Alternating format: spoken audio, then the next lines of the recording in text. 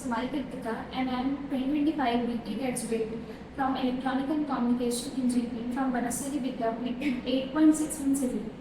I have joined Jspiders on last week of August and I started with the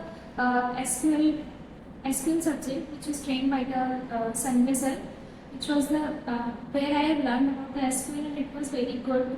And then I moved to Java where Java was trained by Pawan sir, and then Advanced Java which is trained by the Prem sir.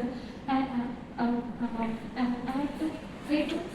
They conducted many labs for me, which they gave me rating where to improve and what to do for next for they groomed me very well to get placed, and then I got opportunity to attend the drive where I